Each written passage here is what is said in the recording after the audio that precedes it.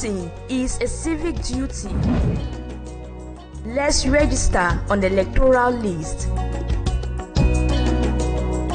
This is a message from Equinoxe Television.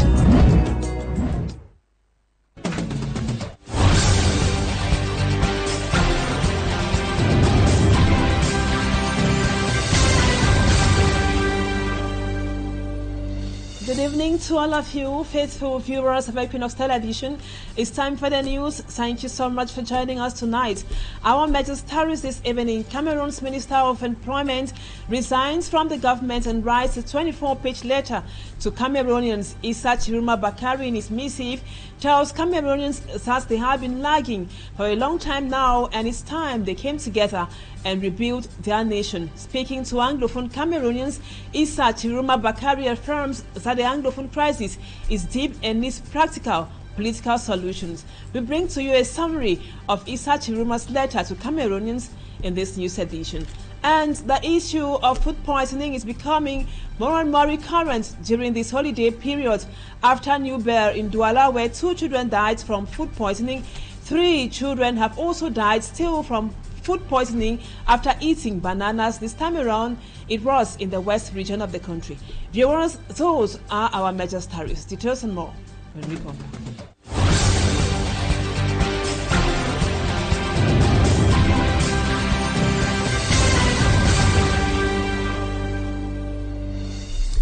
Welcome back, viewers. Thank you so much for the confidence. We just told you in the headlines that food poisoning has been gaining ground somehow across the country after New Bell, now to the west region, where shock and dismay in Babete in the Bambutus division of the west region as 3 children tragically lost their lives. That was on Tuesday, June 24. Although the circumstances surrounding their deaths remain somehow unclear at the moment, some suspect that it is from food poisoning, and while others suggest the possibility of poisoning, especially as they consume bananas offered them by a local inhabitant or a neighbor. Let's now have the details of what happened with Lucille Ngusi.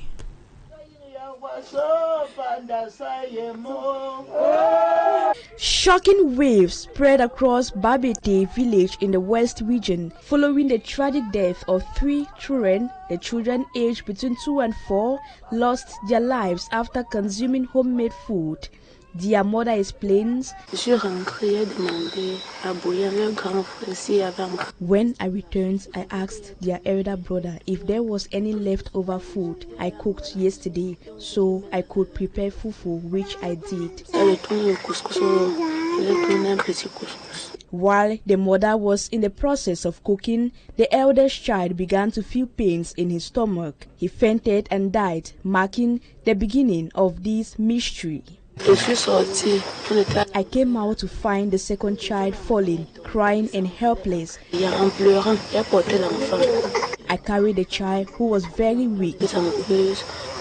As the situation escalated, with the other children showing the same symptoms, they were transported to different health facilities. Despite the efforts made by the medical staff, the last child succumbed to the illness. C'est là où j'arrive aussi. Quelques 5 minutes plus tard, on dit que l'enfant a rendu l'âme. According to information provided by one of the survivors to the doctor, he says, L'enfant nous a fait comprendre qu'il a consommé de la banane. The child mentioned that they had consumed bananas given to them by man. Nous avons reçu un seul. Other sources indicate that the children had also eaten food cooked at home. Meantime, investigations are ongoing. And this is happening at a time some children who also consumed a toxic substance in biscuits, locally called galette, are still hospitalized. 2 of them lost their lives. Courage to the bereaved families.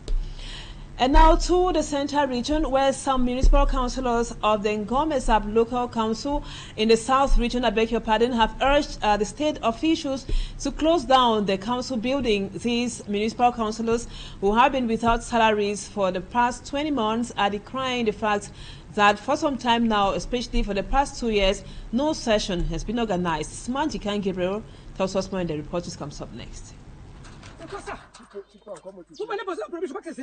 The mayor of Ngomezab Council, Bleu, Regine Sungi, and some councillors in a bitter exchange of words as the councillors struggled to seal the council premises. The municipal councillors of Ngomezab say it's unconstitutional for a council to continue running without any council session. We came to the council premises to ask for the holding of the council session because for close to 2 years now the session hasn't held since the mayor hasn't called for it, but other services are functioning without any session. Unfortunately, these municipal councillors were confronted by some alleged council security agents who rough-handled them, particularly the finance controller of the Ngomezab Council. 2 years without a council session. We are in June. Until now, the budget hasn't been voted. When the municipal councillors come to request for their right, which is the holding of the council session, unknown persons violently attacked me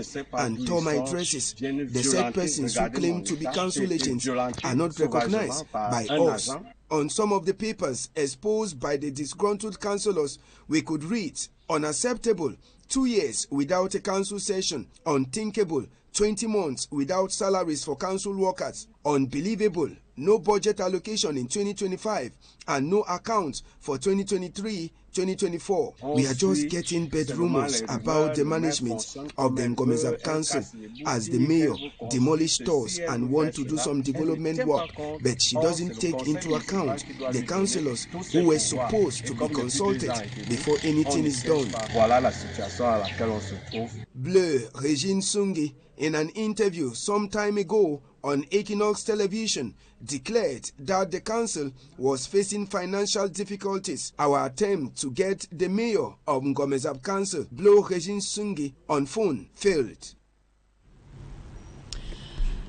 And now to one of our lead stories, Cameroon's Minister of Employment and Vocational Training resigns from the government and writes a 2-page letter to Cameroonians.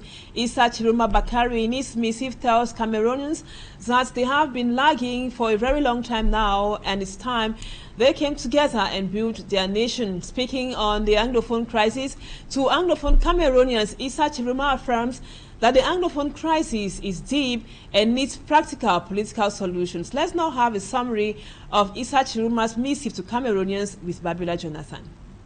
After resigning from government, Issa Chiruma Bakari declares his candidacy for the forthcoming presidential election. In a 24-page letter to Cameroonians, he criticizes the Biya regime over the poor socio-economic situation of the country, saying a nation cannot be centered on a single individual, referring to President Paul Biya. He adds that the 2025 presidential election is a historic opportunity for Cameroonians to rise up for change. In his 24-page letter to Cameroonians, Issa Chiruma Bakari outlines his vision for the country's future, emphasizing the need for democratic reforms, national unity, and economic development. He promised to restore power to the people, ensuring that the government serves the citizens, not just a privileged few. He also highlights the importance of education, health care, and economic empowerment, particularly for the youth and vulnerable population. About the Anglophone crisis, he says, the problem is not only a security crisis, but it is also political, historical, and identity-based. To him, Anglophones do not need people to speak for them, but rather they need to be listened to. Acknowledging the failure of what he calls centralization, he adds, and I quote, when our democratic, institutional and social foundations are strong enough, we will, through a concerted and transparent process, initiate a referendum allowing the Cameroonian people to choose the form of state that reflects their aspirations. And still on Issa Chiruma's letter to Cameroonians, Innocent Asa now tells us detailing what Issa Chiruma says on multiple nationality in Cameroon. The diaspora, according to Issa Chiruma, constitutes a great strength to the country. In his 24-page letter addressed to Cameroonians, Issa Chiruma Bakari describes those in the diaspora as an immense treasure, a living force and a single voice of the nation, given that they always think of their beloved country, Cameroon, despite their dual nationality status. The now former minister and the 2025 presidential hopeful appraises their energy, skills, sacrifices and achievements that continue to honor Cameroon. Thus, committed to rebuilding relationships between the state and Cameroonians in the diaspora, who to him constitute human capital for a great Cameroon in future. Chiroma promises them transparency, accountability, and a pragmatic dialogue about recognizing binationality, which will permit them return and invest home, thereby creating opportunities and ameliorating the living standards of Cameroonians. Following this, the former member of government tells Cameroonian workers they deserve better.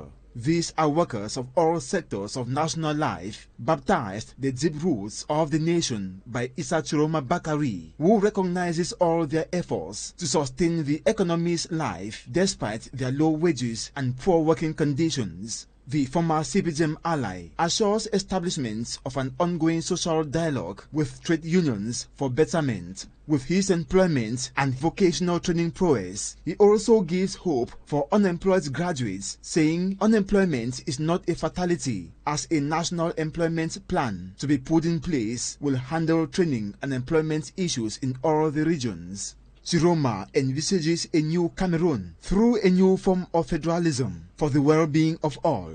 With a proposed stage to territorial resettlement, every municipality or region should have ways of deciding, acting, and innovating. A right for each municipality or region to be a full actor in national destiny, and the state must no longer dominate from afar.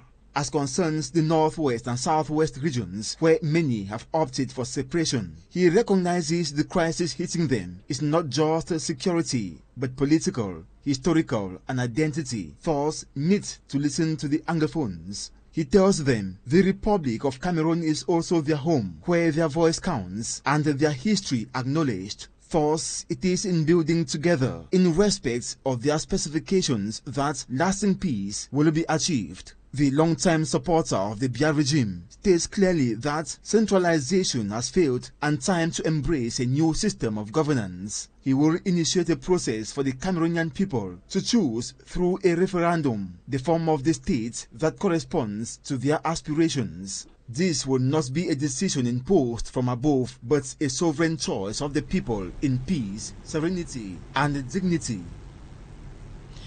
And in that same letter, Issa Chiroma Bakari declared his candidacy for the upcoming election in Cameroon, and that has been received with mixed feelings by Cameroonians. Others have expressed skepticism over the genuineness or sincerity of his candidacy.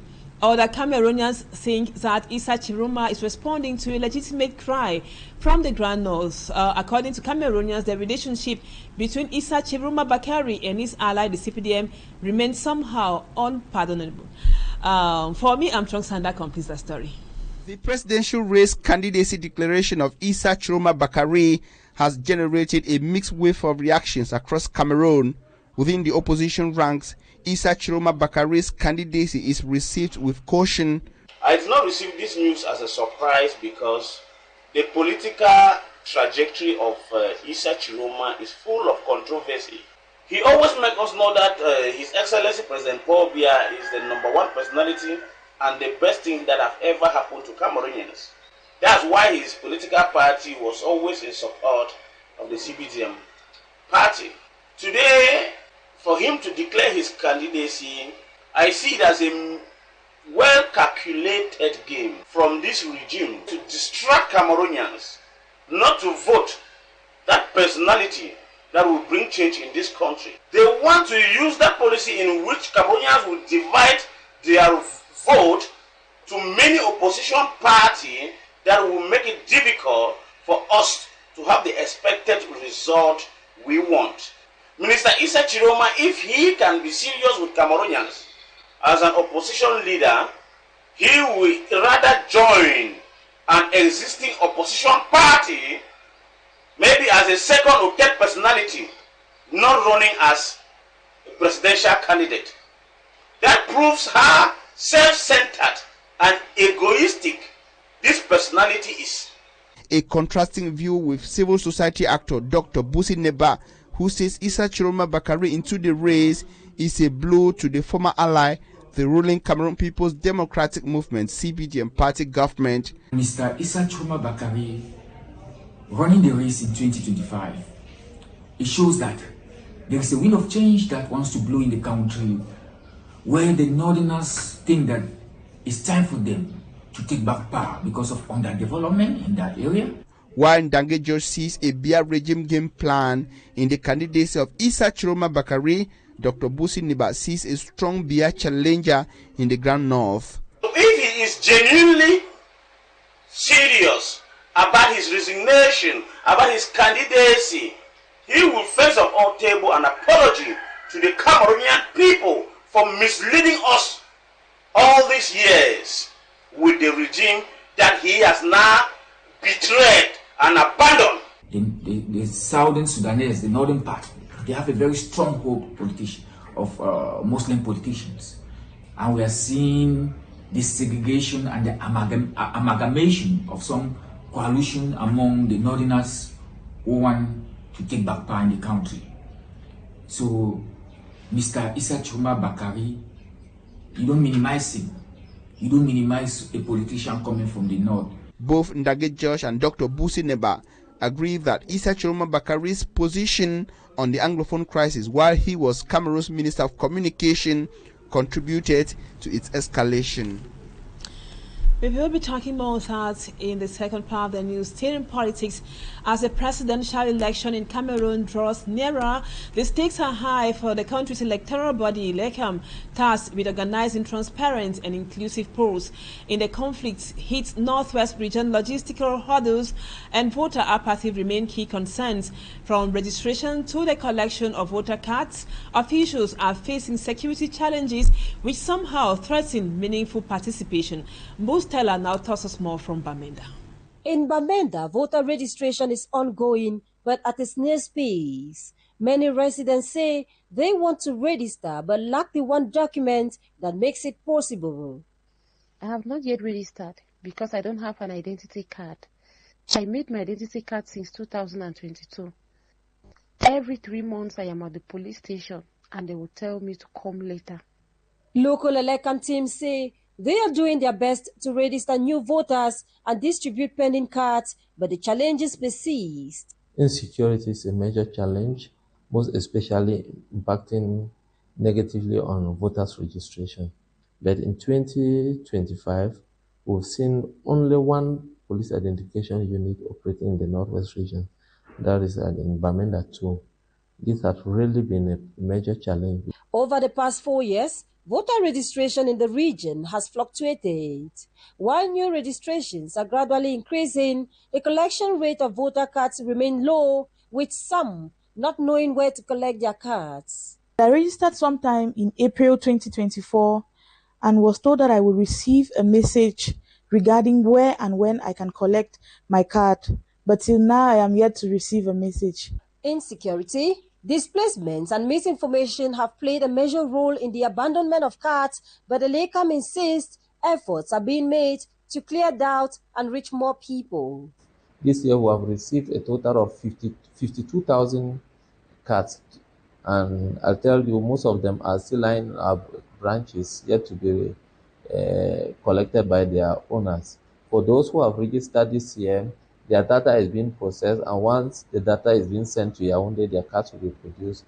A few weeks to the close of voters' registration, ELECAM officials of the Northwest region say they are committed to ensuring no eligible voter is left behind. Thank you, Stella. And that report brings us to the end of the first part of the news. Viewers, let's move on to Talking Point.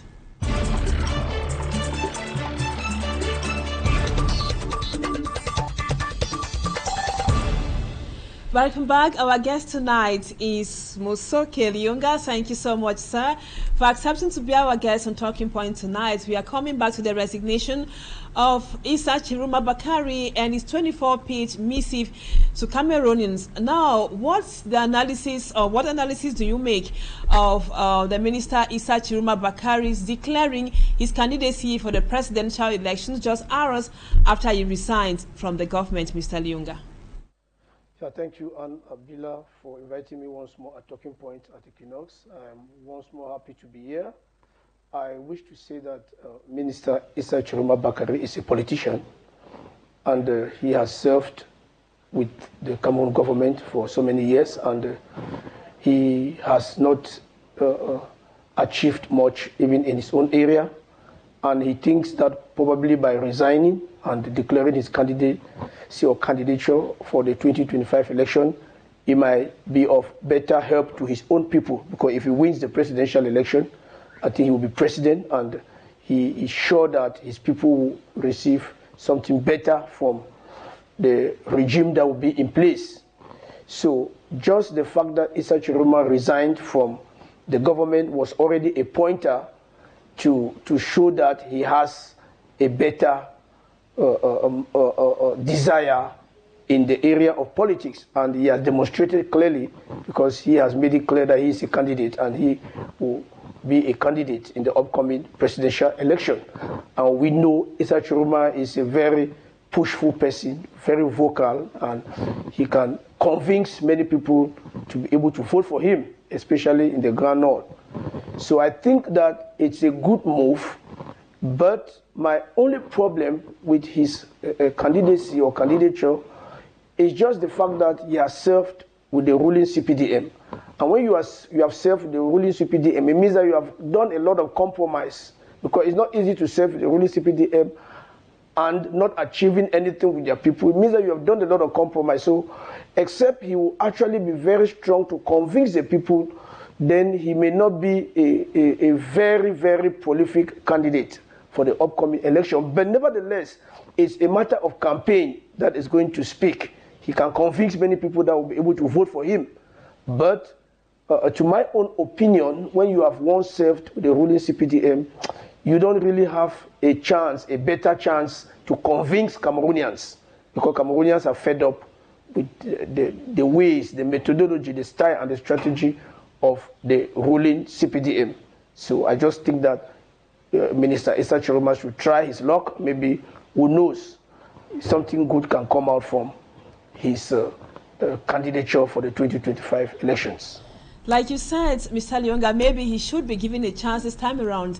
And now, Minister Issa Chiroma Bakari, in his letter to Cameroonians, addressed also the Anglophone population particularly, affirming now that they have a problem which should be addressed with practical solutions and not words of consolation. What do you think of Minister Issa Chiroma's new position this time around? Let's put it that way. Well, Minister Issa Chiroma Bakari was one of those that thought that there was no Anglophone problem, and he was one of those serious evangelists who did not want to hear about the issue of the Anglophone problem. You know, it is politics. When you are in a regime and when you are in a system that does not accept something, you too, you bow, you also toe the line. But now that he has come out of the regime that has for long refused that there is no Anglophone problem, he now knows that the truth has to be spoken. And the truth is what he is trying to pass out now, to maybe try to convince the population that he has the Anglophones at heart. But nevertheless, we can speak, we can make promises. What is more important is the fact that we fulfill those promises. If he has identified himself with the Anglophones today, then it's a good thing, because truly the Anglophones have a problem, and they have been suffering, and they have been marginalized in their own country. So if Minister Issa Chiroma can accept today that the Anglophones have a problem, then it's a good thing. And I think that he can use that also in his campaigns to buy the heart of the Anglophones and to propose what he thinks that could be done for the Anglophone crisis or conflict to be resolved at the end, because the ruling CPDM has failed. They have not been able, for the past 9 years, they have not been able to resolve the Anglophone conflict, the crisis, the war. So if a new person is coming up who can actually solve the Anglophone problems and make the Anglophones to be able to live in their own country as citizens and first-class citizens as any other citizen, then it's good. So it's a president, sorry to call it, presidential candidate Issa Chiroma Bakari has a chance to also win the hearts of the Anglophones, depending on what he's going to present on the table for the Anglophones as a pathway for the solution of the Anglophone conflict or crisis, which is today a big war that has escalated, and the Anglophones are looking for a Messiah. Maybe he might be that Messiah that has come up because he has a lot of experience with respect to the government. So he can use his experience to be able to know how to tackle the Anglophone problem. Thank you. Like you mentioned above, we understand that Minister Issa Chiroma has been an integral part of the BR regime for close to half its existence. What picture does his resignation, just like that of other former members of government, and his critical outing paint of the performance of the BR regime for the past 43 years? Yeah, I think that I'm personally very happy for the fact that Minister Issa Chiroma, who is today a presidential candidate, have resigned from the ruling CPDM. I wish that many more, or probably all the top officials from the CPDM should resign, because most of them have been hypocrites for the past 40 years plus. When you sit in a hypocritical, corrupt system like the CPDM and the ruling CPDM and the regime in place, you cannot be free of conscience condemnation. So I think that he has finally realized that the best step is to resign and to be able to place his own candidature or candidacy for the upcoming presidential election. It shows that the ruling CPDM is no longer a credible body because it can no longer keep his allies or her allies. And many more allies are going to go because the regime has not achieved anything serious for the past 43 years. And you cannot keep deceiving people through their elites. So I think that elite presidential candidate Issa Chiroma Bakari, who is coming from the north, has taken a very good decision which proved that he has broken off from the yoke of hypocrisy, and today he can speak the truth. And one of the truths that he is speaking today, as we know, is the fact that Cameroonians have not been well treated. His own people at the north have not been well treated. Anglophones have not been well treated. And who knows whether he will become the Messiah of the entire Cameroon tomorrow, because he's somebody that maybe already has a lot of experience and can do better than the regime of the ruling CPDM. So I'm so happy that he has portrayed that when something is no longer good, you should leave it. You should not wait until the boat finally sinks before you start struggling to jump out. Jump out before the boat finally sinks. And I think that Minister Issa Chiroma is realizing that the boat is already sinking. Why not jump out and go and start something new that may be of a good reputation for Cameroonians? Thank you. Registration on electoral registers continues, so if you are not registered yet, go and register. Mr. MOSOKE Lucas, thank you so much for being our guest on Talking Points tonight, and hope to have you some other time, sir. And viewers, thank you so much for being with us. That was what we put together for you this evening on the news. Our programs continue. Equinoxe comes up in about 30 minutes with Serge Lang, and the news in the French language will be yours at 8 p.m. Stay with us on Equinoxe Television, and we will be again tomorrow, same time, God willing. Bye-bye for now.